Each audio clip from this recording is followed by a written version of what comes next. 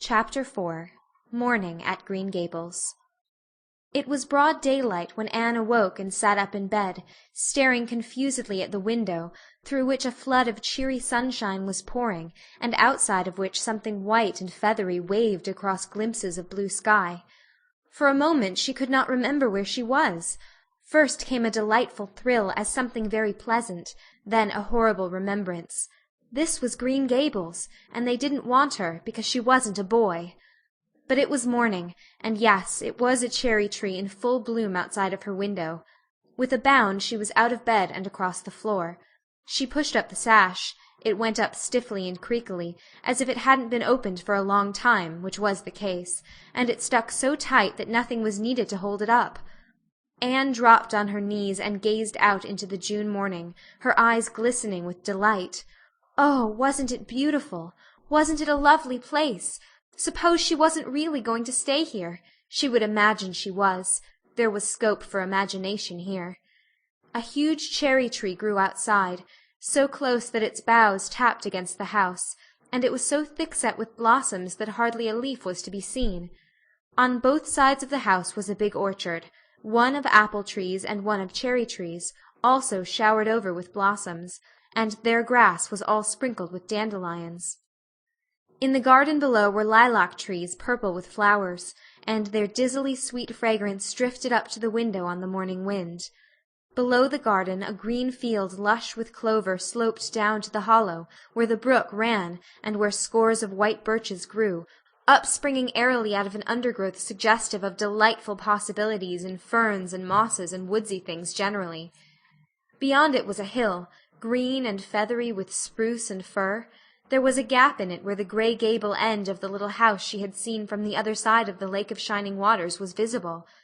Off to the left were the big barns, and beyond them, away down over green, low-sloping fields, was a sparkling blue glimpse of sea. Anne's beauty-loving eyes lingered on it all, taking everything greedily in. She had looked on so many unlovely places in her life, poor child, but this was as lovely as anything she had ever dreamed. She knelt there, lost to everything but the loveliness around her, until she was startled by a hand on her shoulder. Marilla had come in unheard by the small dreamer. "It's time you were dressed," she said curtly.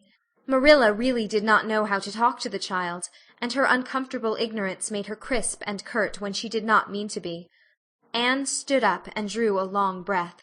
"Oh, isn't it wonderful?" she said, waving her hand comprehensively at the good world outside. "It's a big tree," said Marilla. "and it blooms great, but the fruit don't amount to much never. Small and wormy." "Oh, I don't mean just the tree. Of course it's lovely. Yes, it's radiantly lovely. It blooms as if it meant it. But I meant everything. The garden and the orchard and the brook and the woods. The whole big dear world. Don't you feel as if you just loved the world on a morning like this?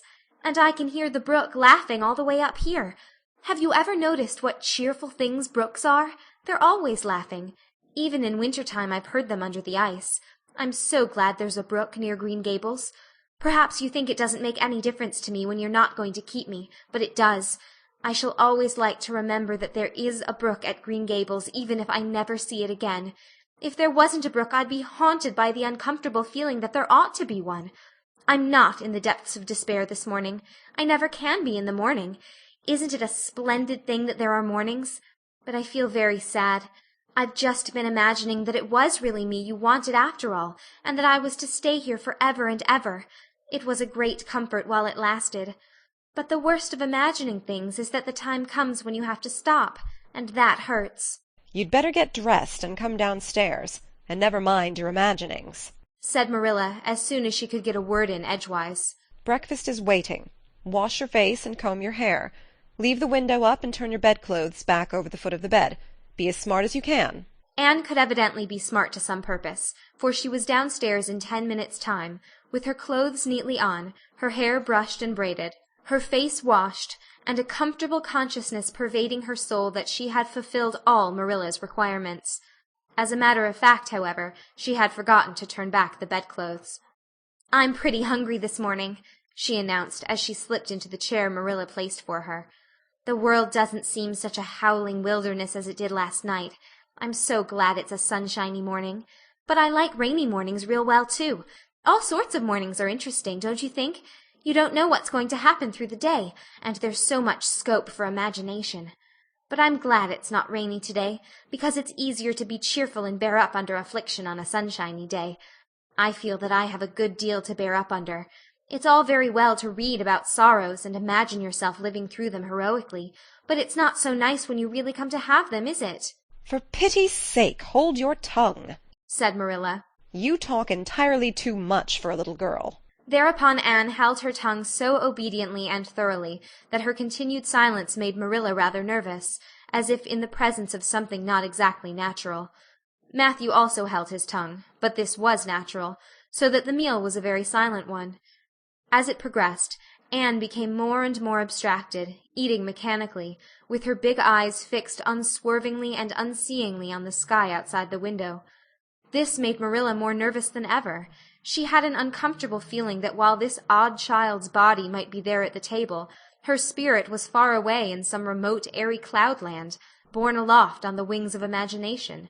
Who would want such a child about the place? Yet Matthew wished to keep her, of all unaccountable things. Marilla felt that he wanted it just as much this morning as he had the night before, and that he would go on wanting it. That was Matthew's way. Take a whim into his head and cling to it with the most amazing silent persistency, a persistency 10 times more potent and effectual in its very silence than if he had talked it out. When the meal was ended, Anne came out of her reverie and offered to wash the dishes. Can you wash dishes right?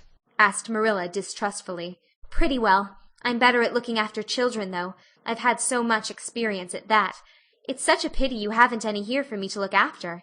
I don't feel as if I wanted any more children to look after than I've got at present. You're problem enough in all conscience. What's to be done with you, I don't know. Matthew is a most ridiculous man. I think he's lovely, said Anne reproachfully. He is so very sympathetic. He didn't mind how much I talked. He seemed to like it. I felt that he was a kindred spirit as soon as ever I saw him. You're both queer enough, if that's what you mean by kindred spirits, said Marilla with a sniff. Yes, you may wash the dishes. Take plenty of hot water, and be sure you dry them well. I've got enough to attend to this morning, for I'll have to drive over to White Sands in the afternoon and see Mrs. Spencer. You'll come with me, and we'll settle what's to be done with you. After you finish the dishes, go upstairs and make your bed. Anne washed the dishes deftly enough, as Marilla, who kept a sharp eye on the process, discerned. Later on she made her bed less successfully, for she had never learned the art of wrestling with a feather tick. But it was done somehow and smoothed down, and then Marilla, to get rid of her, told her she might go out of doors and amuse herself until dinner-time. Anne flew to the door, face alight, eyes glowing. On the very threshold she stopped short, wheeled about, came back and sat down by the table, light and glow as effectually blotted out as if someone had clapped an extinguisher on her. What's the matter now? demanded Marilla. I don't dare go out, said Anne, in the tone of a martyr relinquishing all earthly joys. If I can't stay here, there is no use in my loving Green Gables. And if I go out there and get acquainted with all those trees and flowers and the orchard and the brook, I'll not be able to help loving it. It's hard enough now, so I won't make it any harder. I want to go out so much. Everything seems to be calling to me. Anne, Anne, come out to us. Anne, we want a playmate. But it's better not. There is no use in loving things if you have to be torn from them, is there? And it's so hard to keep from loving things, isn't it? That was why I was so glad when I thought I was going to live here. I thought I'd have so many things to love and nothing to hinder me. But that brief dream is over. I am resigned to my fate now, so I don't think I'll go out, for fear I'll get unresigned again. What is the name of that geranium on the window-sill, please? That's the apple-scented geranium. Oh, I don't mean that sort of a name. I mean just a name. You gave it yourself. Didn't you give it a name? May I give it one, then? May I call it— let me see. Bonnie would do. May I call it Bonnie while I'm here? Oh, do let me. Goodness, I don't care. But where on earth is the sense of naming a geranium? Oh, I like things to have handles even if they are only geraniums. It makes them seem more like people. How do you know but that it hurts a geranium's feelings just to be called a geranium and nothing else? You wouldn't like to be called nothing but a woman all the time. Yes, I shall call it Bonnie. I named that cherry tree outside my bedroom window this morning. I called it Snow Queen because it was so white. Of course it won't always be in blossom, but one can imagine that it is, can't one?" "I never in all my life saw or heard anything to equal her," muttered Marilla, beating a retreat down to the cellar after potatoes. "She is kind of interesting, as Matthew says. I can feel already that I'm wondering what on earth she'll say next.